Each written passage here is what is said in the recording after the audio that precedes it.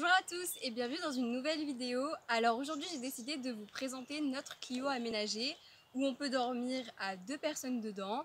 Donc pour la présentation de la voiture, c'est une Clio 2 2002 de 1,5 DCI diesel et puis voilà. Donc en fait on a décidé d'aménager cette Clio tout simplement parce qu'en étant étudiant on n'a pas des gros budgets pour voyager, donc forcément il faut trouver des alternatives et ça c'est vraiment une super alternative. On peut dormir partout, on n'a pas besoin de payer des auberges de jeunesse, on n'a pas besoin de payer des hôtels, enfin c'est vraiment hyper économique, ce qui fait qu'on peut voyager beaucoup plus souvent et c'est tout simplement top et c'est vraiment vivable quand même. Il y a quand même un petit confort, c'est pas non plus l'aventure et c'est ce que je vais vous montrer aujourd'hui. Dans un premier temps, je vais vous montrer la voiture quand on conduit, donc à l'état de base, sans toutes les affaires, sans le mode, on va dire, camping-car où on peut dormir, juste normal avec l'armature de base pour un petit peu vous expliquer. Donc,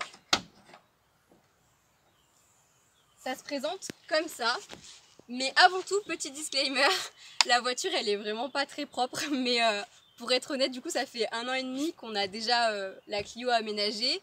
Du coup on a pas mal déjà de tâches sur le bois parce qu'on n'est pas très doué, du coup on renverse beaucoup de choses dessus. Et après ça fait aussi 1 semaine qu'on roule, du coup on n'a pas aspiré la voiture pour enlever tous les petits cailloux, les trucs comme ça, mais bon c'est juste pour vous montrer, hein, voilà. Donc quand on s'avance, on voit que là il y a un sol. En fait, c'est juste parce qu'on voulait égaliser totalement pour bien mettre les piliers, pour pas que quand on dorme, il y ait un côté comme ça, un côté comme ça. C'est parce qu'on voulait vraiment égaliser. Et du coup, là, on peut retrouver sur les côtés les petites pièces comme ça. Parce que du coup, comme on a fait un carré, voilà, plutôt un rectangle, on va dire même, on avait peur que ça bouge dans la voiture. Et du coup on avait rajouté ça pour que ce soit vraiment bien parfait, qu'il y ait des finitions et tout. On avait fait ça bien, hein.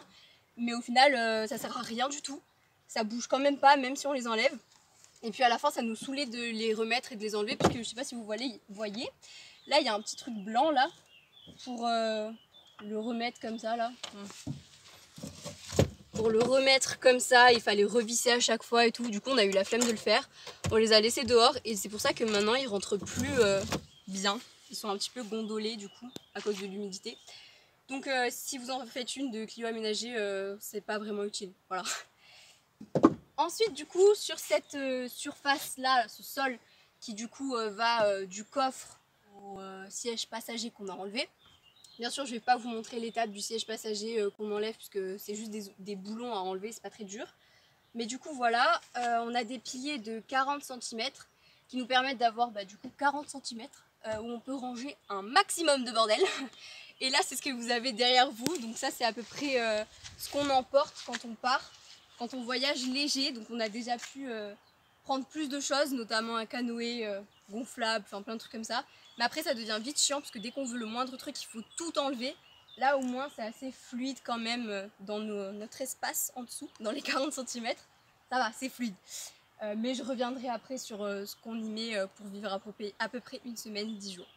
Bon, pour en revenir à cette armature, au-dessus de ces fameux piliers de 40 cm, donc à chaque fois on a des équerres pour bien les faire tenir. On en a 2 avec 4 vis, bon voilà, hein, des équerres. Et on a cette fameuse planche, je me rappelle pas de la dimension, mais bon, ça fait la totalité du truc quoi, jusqu'au siège passager. Un peu moins, non, pas totalement jusqu'au siège passager, il y a 20 cm quoi. Et au-dessus du coup on a cette fameuse planche qui nous sert du coup à, quand on la pousse, on enlève les sièges comme ça, on les baisse, et quand on la pousse du coup ça nous fait toute la totalité de la Clio pour dormir. Ça nous fait un lit géant pour une Clio, hein. Mais bon après c'est pas non plus géant. Et voilà, et du coup sur le côté, je sais pas si vous allez bien voir, on a fait des petits aménagements parce que du coup à chaque fois c'est carré là. Alors, je sais pas, là vous voyez c'est carré. Et là du coup au début on n'avait rien et ça faisait un trou. Et on s'est rendu compte qu'au final cet espace là il était hyper important vu qu'on pouvait mettre nos jambes quand on dormait.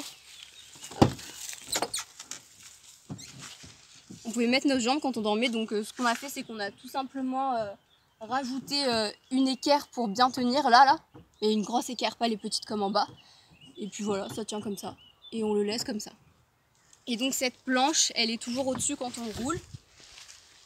Au début, on l'attachait avec une sangle. Mais au final, on s'est rendu compte que ça servait pas à grand chose. Enfin, on l'attachait avec une sangle parce qu'on avait peur que ça bouge.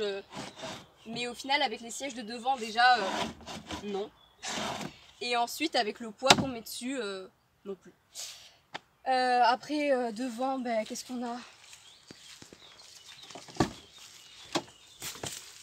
On a juste des sièges. Et on a aussi des petites planches. Et je vous montrerai tout à l'heure à quoi ça sert quand on la met en mode nuit. Donc là, je vous ai présenté la voiture quand on conduisait. Et maintenant, je vais vous montrer comment on la passe en mode nuit. Donc c'est très simple. Premièrement, on va commencer avec les sièges. Donc on l'avance au maximum. Tac. Ensuite, on le baisse un petit peu. Hop. On enlève l'appui-tête que l'on pose juste ici. Attendez, j'ai oublié une petite étape. C'est de sortir les fameuses planches en bois que je vous ai montrées tout à l'heure. Je vais vous expliquer à quoi elles servent. On les pose juste là. On rebaisse du coup. On fait la même chose.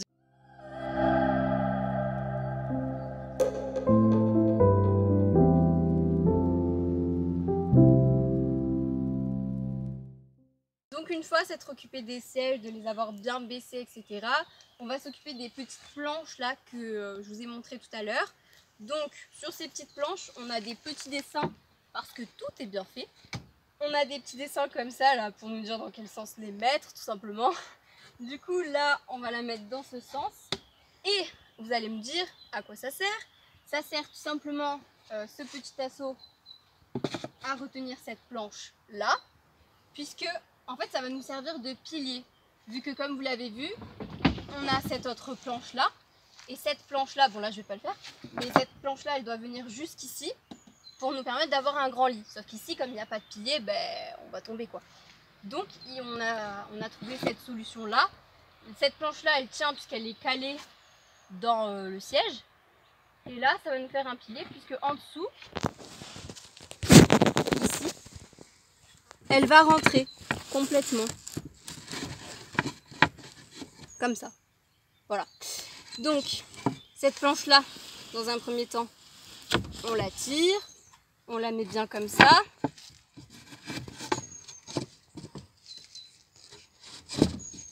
On la rentre là. Et on fait pareil de l'autre côté.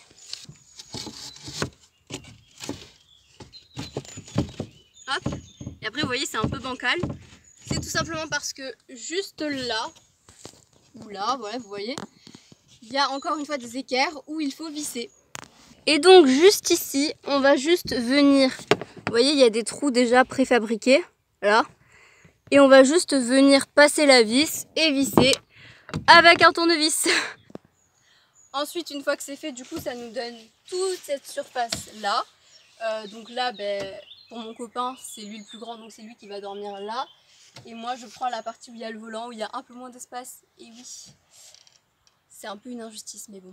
Après, une fois que c'est fait, du coup, on va passer au matelas. Donc là, on a des matelas, en fait, c'est des matelas de clic-clac qu'on a coupé en deux pour pouvoir dormir dedans. Parce qu'avant, on prenait des matelas de camping, un peu de yoga et compagnie. Là, ça faisait hyper mal au dos. Enfin, bref. Ensuite, on les rentre comme ça. On a fait un petit pli là pour que ça puisse rentrer correctement. C'est un peu le bled, hein, mais bon. Ensuite, on prend le deuxième.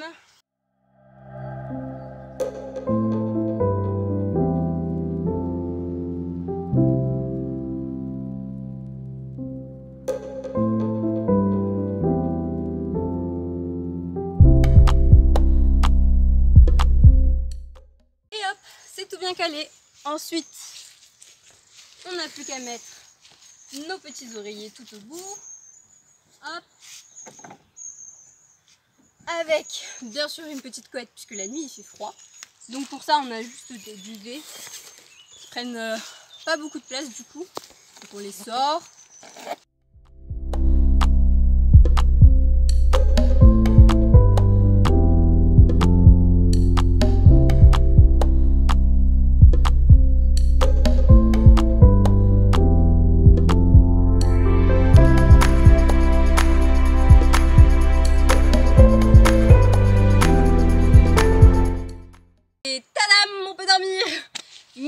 dire comment on fait, puisque là, bah, vous voyez, il y a beaucoup de luminosité, si on voudrait dormir ce serait impossible.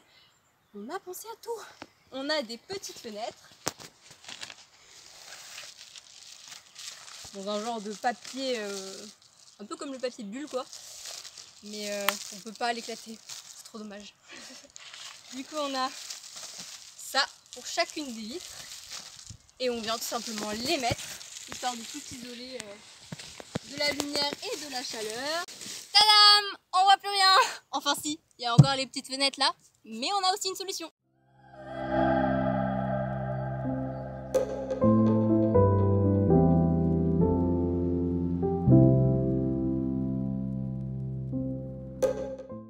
Et on fait pareil sur toutes les fenêtres.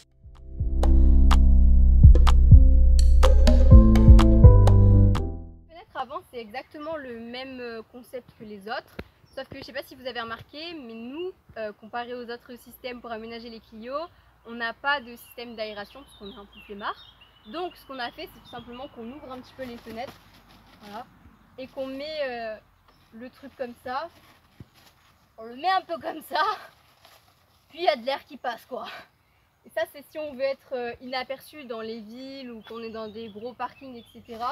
On met ça comme ça, ou si on est dans des endroits comme celui-ci, je sais pas si vous avez remarqué, mais on est vraiment perdu. Il y a une voiture qui passe toutes les 6 minutes, il y a 3 lapins, un arbre mort, enfin bref, il n'y a personne qui va nous déranger ici. Du coup là, ce qu'on fait plutôt, c'est qu'on met une serviette, voilà concrètement, système D, pour cacher un petit peu de la lumière le matin et pour avoir plus d'air qui passe.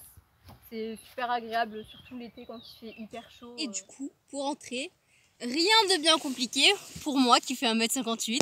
Pour ceux qui font 1m85, bah courage. Mais pour moi, juste, je monte sur le siège passager. Hop, je me glisse dedans comme une loutre. Je fais un petit demi-tour et c'est bon. Donc vous voyez, ça va, on a quand même de l'espace une fois qu'on est dedans.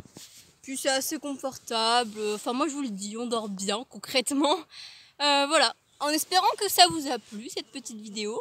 Maintenant je vais juste vous montrer quand on range vraiment toutes les affaires, quand on va rouler, pour voir un peu ce que ça donne en termes de place, etc. Et puis je vous dirai au revoir. En termes d'affaires, j'avais promis qu'on y reviendrait. Et c'est le cas, du coup pour à peu près 5-10 jours, voilà à peu près ce qu'on prend. Je vais vous montrer un petit peu brièvement. Donc tout simplement, bon là c'est encore une fois les trucs pour les volets. Du coup vous avez remarqué, on prend le matelas, les duvets, les oreillers, l'armature, les volets, bon bref voilà, c'est ce que je vous ai déjà présenté.